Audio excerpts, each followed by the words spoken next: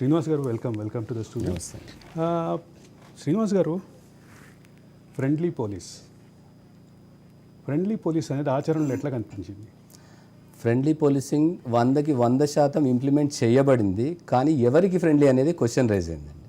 అది డబ్బున్న వాళ్ళకి ఫ్రెండ్లీ పోలీసింగా, లేదంటే రాజకీయ పలుకుబడి ఉన్న వాళ్ళకి ఫ్రెండ్లీ పోలీసింగా, లేదు అనుకుంటే ప్రజల కోసము ఫ్రెండ్లీ పోలీసింగ్ అనే కాన్సెప్ట్ తీసుకొచ్చి ఇంట్రడ్యూస్ చేశారు.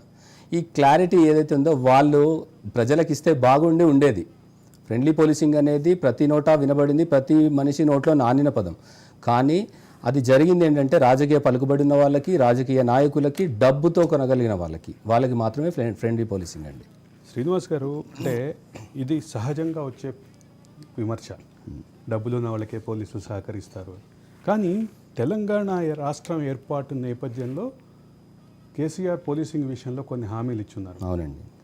ఒకటి, ఫేక్ ఎన్కౌంటర్స్ ఉండవు, అసలు ఎన్కౌంటర్సే ఉండని రాజ్యం వస్తుంది. రెండోది, పూర్తి స్థాయిలో పౌర హక్కులు రక్షించబడతాయి. పోలీస్ వ్యవస్థ ఫ్రెండ్లీ పోలీసింగ్గా ఉంటుంది. వీటిలో ఏదన్నా ఎక్కడన్నా ఆచరణలో కనిపించిందా మీకు? ఆచరణలోకి శూన్యం అండి, కనిపిస్తుంది కదా మనకి, శూన్యం. ఆచరణలో ఇంప్లిమెంటేషన్లో ప్రాపర్గా జరిగింది లేదు. జరిగిందల్లా ఏంటి అంటే ఫ్రెండ్లీ పోలీసింగ్ అనే ముసుగు వేసుకుని జనాలందరికీ పోలీసులు మీకోసం మాత్రమే పనిచేస్తున్నారని బయటకి చెప్తూ, వెనకాల జరిగిందంతా ఏంటంటే వాళ్ళు రాజకీయ నాయకులు పోలీసు వాళ్ళని ఇన్ఫ్లుయెన్స్ చేస్తూ వాళ్ళ విధులని వాళ్ళు ప్రాపర్గా ఎగ్జిక్యూట్ చేయకుండా ఉండడానికి ఇదే జరుగుతూ వస్తుంది. దీనికి సంబంధించి మీ దగ్గర మీరు కొన్ని కేసులు కూడా హైకోర్టులో వేసినట్టున్నారు. అవునండి. కింద స్థాయి కోర్టుల్లో కూడా కొన్ని ఫైట్ చేస్తున్నారు. దీని ఎట్లా? సో ఈ విషయంలో నేను ఒకటే ప్రశ్న వేస్తానండి, అంటే ప్రజలు కూడా ఆలోచించుకోవచ్చు. ఇది ఫ్రెండ్లీ, ఫస్ట్ ఎవరికైనా అన్యాయం జరిగినప్పుడు, అది చిన్నవాడు కావచ్చు పెద్దవాడు కావచ్చు, ఫస్ట్ అప్రోచ్ అయ్యేది పోలీస్ స్టేషన్ని. పోలీస్ స్టేషన్కి వెళ్ళి కంప్లైంట్ రిజిస్టర్ చేయించుకున్నవి, అంటే కంప్లైంట్ రాసి ఇచ్చినప్పుడు ఎన్ని కేసెస్ ఎఫ్ఐఆర్ కింద కన్వర్ట్ అయినాయి, అంటే పోలీస్ వాళ్ళు దాని దరఖాస్తుని తీసుకొని కేసు కింద ఎన్ని సందర్భాల్లో కట్టి ఉన్నారు. అండ్ వీళ్ళు ఒకవేళ పోలీస్ స్టేషన్కి వెళ్ళి కంప్లైంట్ ఇస్తే ఎఫ్ఐఆర్ చేయని పక్షంలో మనకున్న రెమెడీ ఏంటంటే court referred cases, private complaint అంటూ ఉంటాం.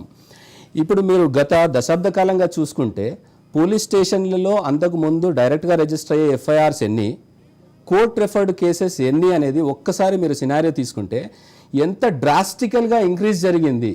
ఎందుకు అంటే బాధితుడు వెళ్ళి పోలీస్ స్టేషన్లో ఇచ్చేస్తే ఆపోజిట్ వాడు వచ్చి కొనేయడమో ఇన్ఫ్లుయెన్స్ చేయడమో జరిగిపోయింది, ఎఫ్ఐఆర్లు జరగలేదు. అందుకని ప్రతి వాళ్ళు, మెజారిటీ ఆఫ్ ద పీపుల్ కోర్టును ఆశ్రయించడము, సార్ మేము వెళ్తున్నాం పోలీస్ స్టేషన్, రోజుల తరబడి తిప్పుతున్నారు, మాకు జరిగిన న్యాయాన్ని కనీసం కన్సిడర్ చేయట్లేదు అని చెప్పి ప్రైవేట్ కేసులు పెట్టుకున్నవే ఎక్కువ శాతం ఉన్నాయి కదండి.